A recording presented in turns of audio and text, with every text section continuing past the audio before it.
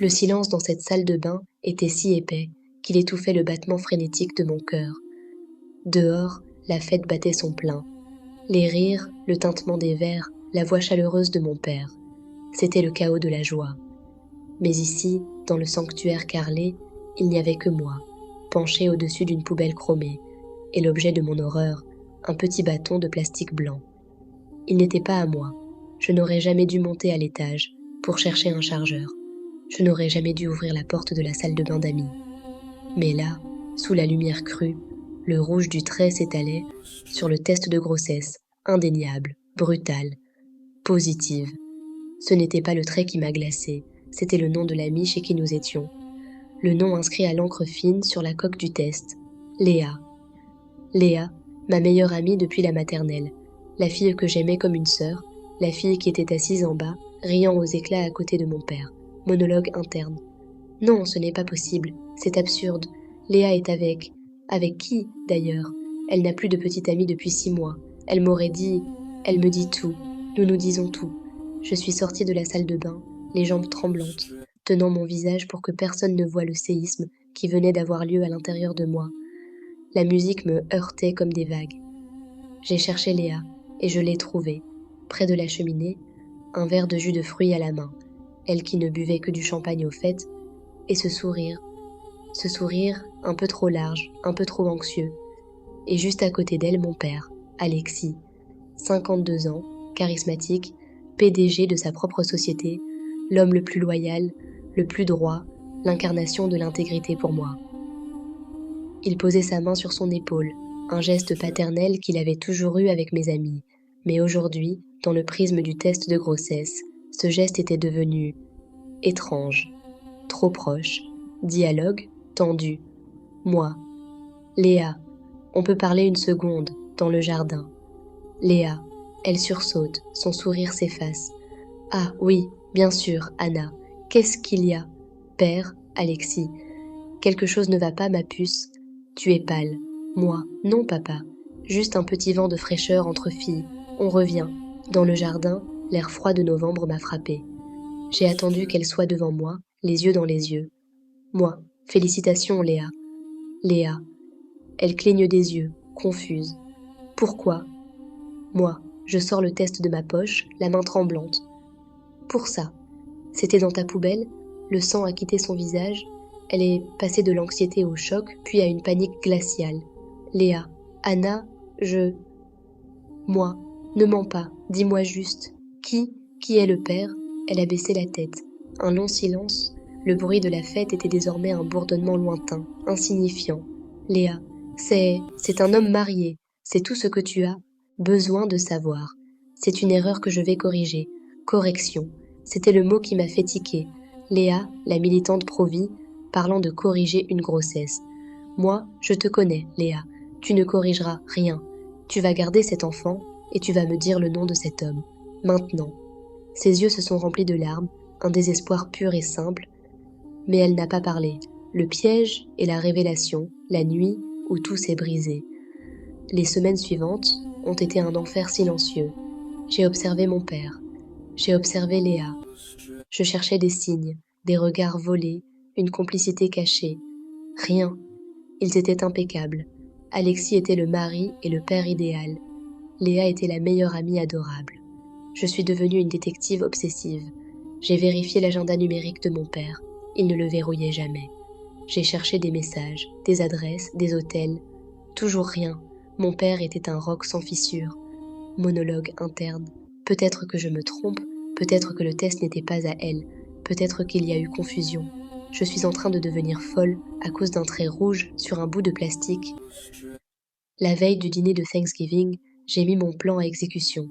Je savais que mon père laissait toujours son téléphone chargé sur sa table de nuit, mais qu'il le prenait avec lui pour son jogging matinal à 6 heures. À 4 heures du matin, je me suis glissée dans sa chambre. Ma mère dormait profondément.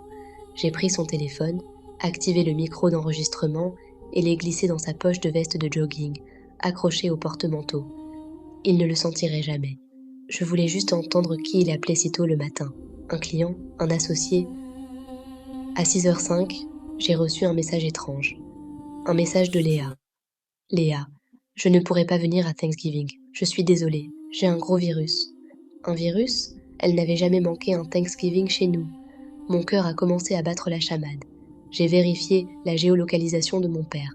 Il avait l'habitude d'utiliser une application de course. Son point GPS était fixe. Un arrêt, devant l'appartement de Léa. J'ai enfilé un manteau et j'ai couru dans la nuit, pieds nus dans mes baskets. Scène forte, le face-à-face imminent. J'ai atteint l'immeuble. Devant, la voiture de sport noire de mon père était garée. J'ai monté les escaliers en tremblant. J'ai entendu des voix venant de l'intérieur de l'appartement de Léa.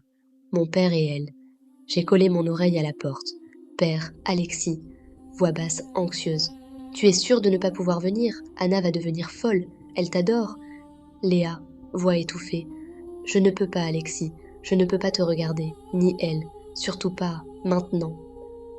Père, Alexis. Un soupir lourd. Écoute, j'ai parlé au médecin. Il n'y a pas d'autre solution. Nous devons le faire discrètement. Léa, je ne peux pas. C'est notre enfant, Alexis. Mon souffle s'est coupé. Le son de ces 3 mots a explosé dans ma tête. Notre enfant, Alexis.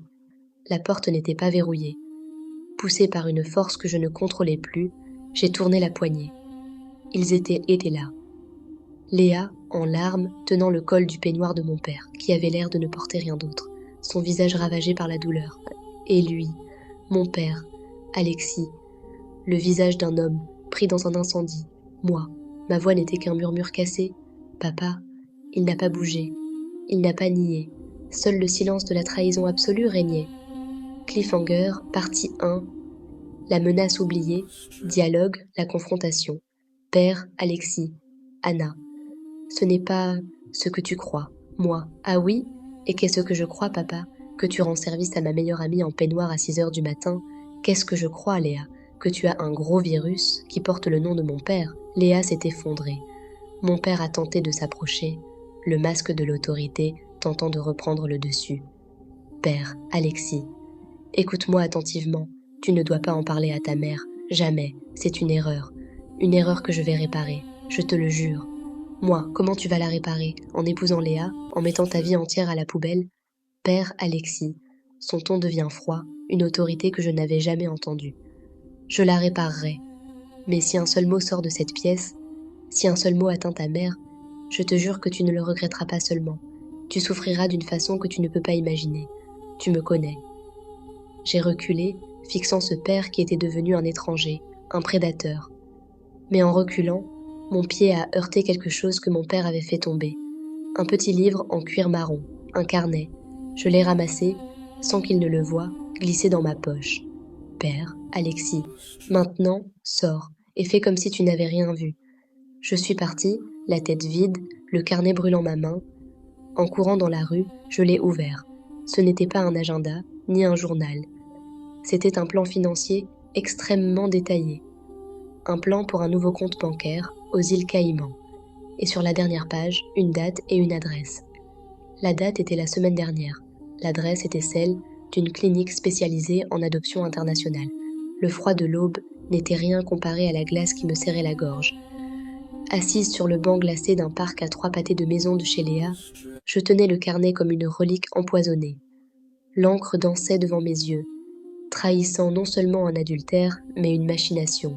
Le plan financier au Caïman, la clinique d'adoption internationale, monologue interne. Adoption internationale. Pour qui? Pour leur enfant? Non. Léa a dit, c'est notre enfant. Elle voulait le garder. Mais Alexis, mon père, il prévoyait de s'en débarrasser. Pourquoi une clinique d'adoption internationale si Léa acceptait d'avorter? 2 hypothèses, toutes 2 monstrueuses, se formaient. Hypothèse 1, le chantage. Léa était enceinte et menaçait de tout révéler à ma mère. Mon père utilisait l'argent des Caïmans, non pas pour sa fuite, mais pour faire disparaître l'enfant ou acheter le silence définitif de Léa, en la forçant à placer le bébé. L'adultère était une erreur, le carnet, un crime financier et moral planifié. Hypothèse 2, la manipulation pure. Mon père n'était pas seulement un homme infidèle, il était en train de détruire Léa. Le bébé était une menace pour son image publique, pour sa fortune. Il était prêt à la forcer à abandonner l'enfant à l'étranger pour qu'il ne puisse jamais revenir le hanter. Je suis rentrée à la maison, glissant le carnet sous mon matelas. Mon père était de retour, frais et rasé, jouant le rôle de l'époux heureux, préparant le café. Le contraste entre le masque et la réalité était une insulte. Scène détaillée, le dîner de Thanksgiving piégé. Le dîner de Thanksgiving fut le théâtre de ma torture. Ma mère, Marie, rayonnait, heureuse de réunir la famille. Elle parlait de son mari, si dévoué, si travailleur, l'homme de sa vie. Chaque mot était un coup de marteau sur mon secret. Moi, j'ai posé le plat de dinde, ma main tremblait légèrement. C'est dommage que Léa ne soit pas là. Un gros virus, c'est ça? Père, Alexis. Imperturbable, il me lance un regard d'avertissement. Oui, c'est très contagieux, apparemment. J'ai décidé de tester ses limites. Moi, papa, j'ai vu ta voiture devant l'immeuble de Léa ce matin. Tu lui as apporté des médicaments? Père, Alexis. Son sourire se crispe légèrement. Oui, bien sûr, un petit plateau de soupe et des remèdes de grand-mère. C'est ça, la famille, Anna. On s'occupe de ceux qu'on aime.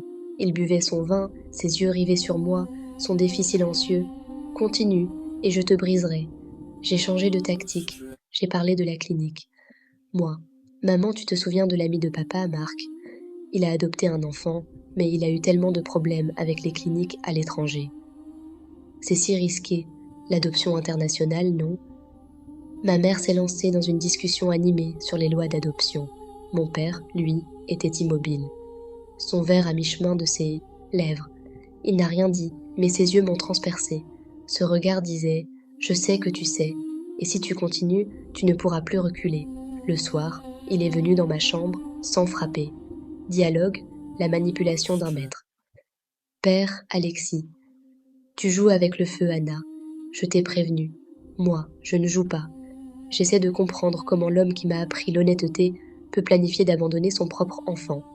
Père Alexis, c'est mon problème, pas le tien. Cet enfant est une erreur qui va nous coûter la faillite et la réputation. Léa le sait. Moi, elle ne le voulait pas. Elle a dit « C'est notre enfant ». Il s'est assis sur le bord de mon lit. Son visage a changé. Il n'était plus le prédateur, mais un homme brisé. Une performance digne d'un Oscar. Père, Alexis, voix brisée. Anna, je t'en prie, cet enfant, ce n'est pas le mien.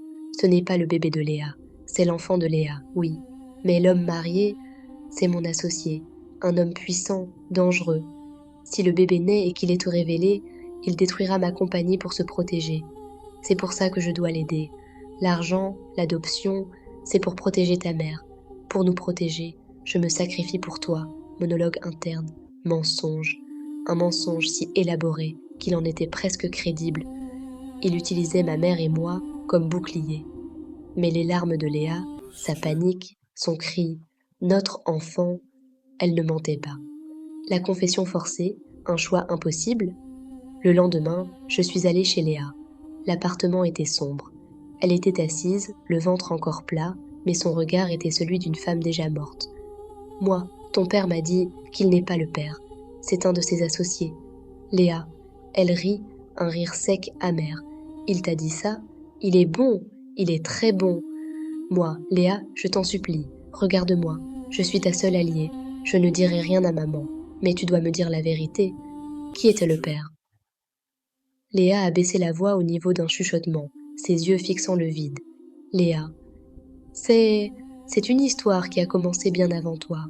Il y a des années. C'était un secret. Notre secret. Un amour interdit, passionné, qui revenait toujours. Quand j'ai compris que j'étais enceinte, j'ai cru qu'il allait enfin choisir. Mais il a choisi sa vie, sa fortune. Et maintenant, il veut me forcer à l'abandonner. Moi, je l'ai prise par les épaules, secouée. Mais c'est papa, Léa, dis-le, c'est Alexis. Léa. Les larmes coulent. Non, c'est mon oncle, l'oncle de l'autre côté de la ville. Je suis restée figée. L'oncle, elle n'avait pas d'oncle en ville. C'était un mensonge transparent pour me protéger ou pour protéger la réputation de son amant. Mais soudain, une autre idée, insidieuse, s'est glissée dans mon esprit. Moi, Léa, le carnet, l'adoption internationale, il prépare ça. Il le prépare dans le dos de ma mère et il est prêt à tout pour que tu te taises. Tu le vois comme l'homme de ta vie, mais il t'utilise. Léa, elle ferme les yeux, un murmure. Je sais, mais je ne peux pas le dénoncer. Il a un dossier. Un dossier sur nous deux. Moi, quoi? Un dossier sur nous? Léa. Il y a 6 ans, la soirée du lycée. Souviens-toi, l'accident. Il sait que nous étions toutes les deux au volant. Mon sang s'est glacé.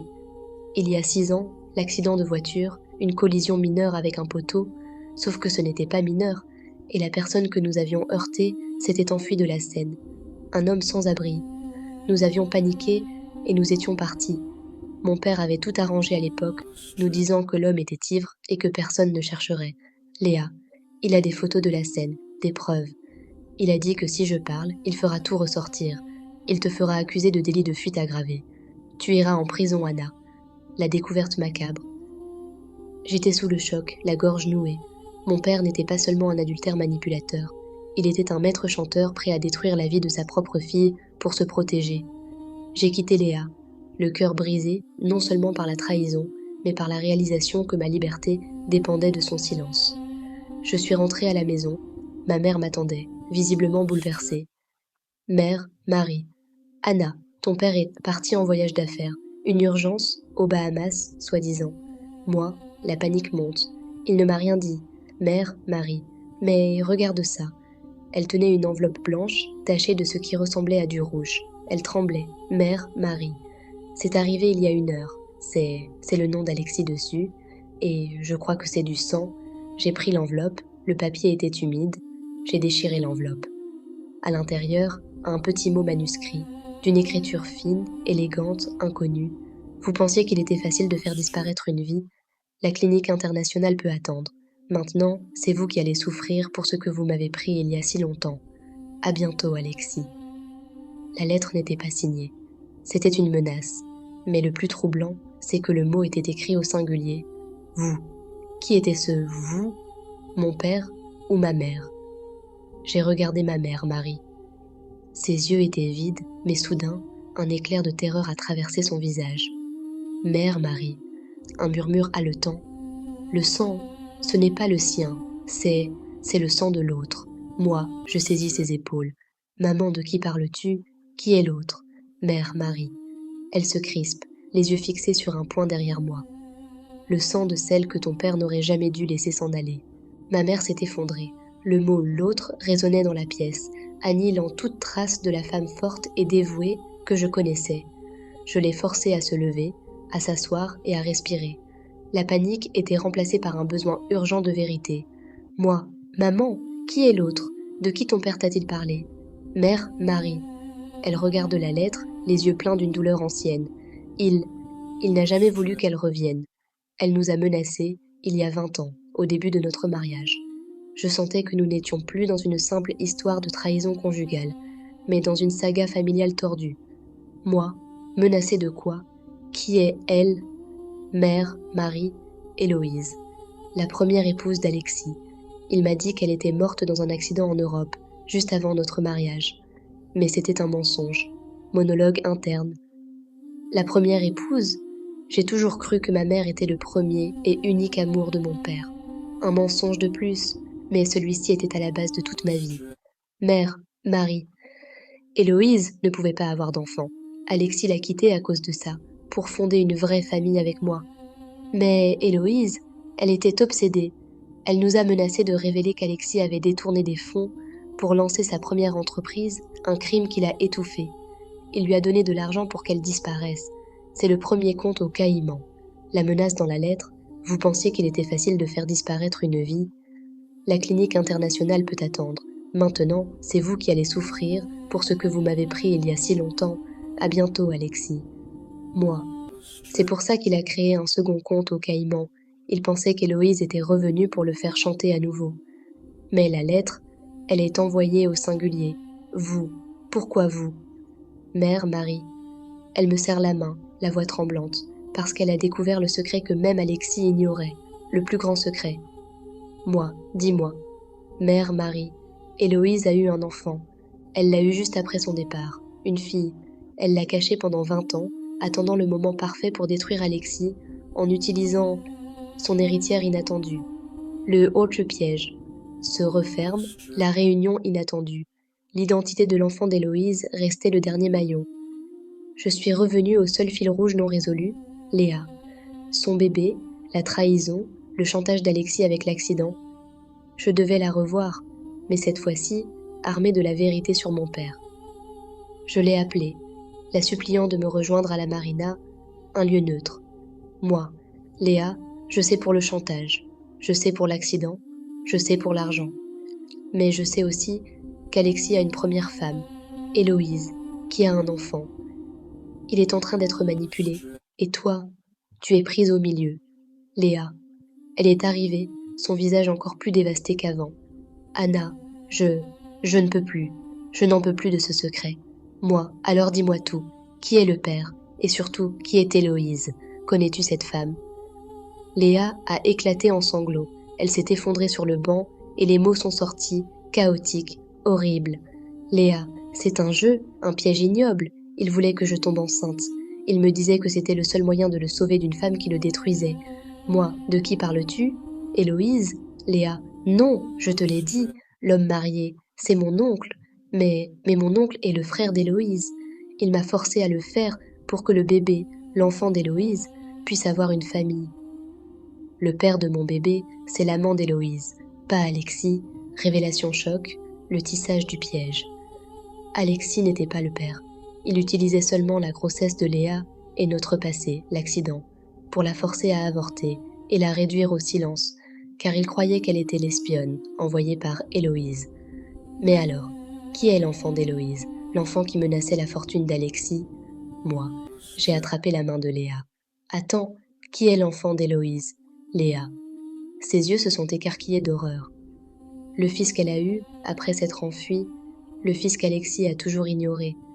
C'est le seul homme qu'elle aimait plus que l'argent. Le dernier secret, la main de la vengeance. J'étais au bord du précipice. La première épouse d'Alexis avait un enfant caché, un fils que mon père craignait. L'homme marié, qui a mis Léa enceinte, est l'oncle de Léa et le frère d'Héloïse.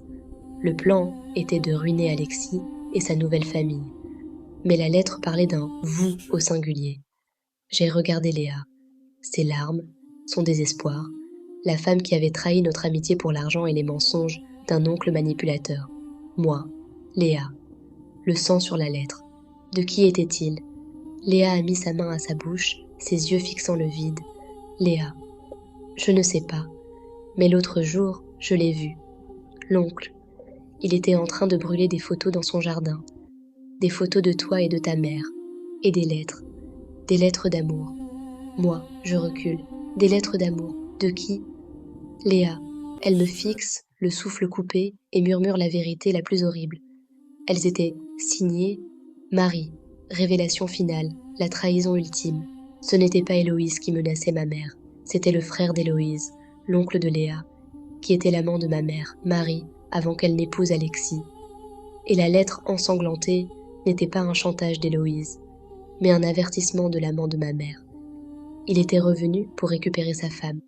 Et le sang sur la lettre était celui de l'enfant d'Héloïse, son neveu, l'enfant caché d'Héloïse, qui avait tenté de l'arrêter et avait été blessé. Le piège n'était pas l'adultère de mon père. Le piège était ma mère. Conclusion et cliffhanger final. Je suis rentrée à la maison, la vérité me brûlant la peau. L'homme que ma mère avait épousé pour la fortune, Alexis, était un maître chanteur. Et l'homme qu'elle aimait, l'oncle de Léa, était un criminel manipulateur. Et moi, j'étais coincée entre l'un qui pouvait m'envoyer en prison et l'autre qui était le père biologique de l'enfant de ma meilleure amie. J'ai trouvé ma mère au salon. Elle tenait une valise à la main. Moi, maman, je sais tout.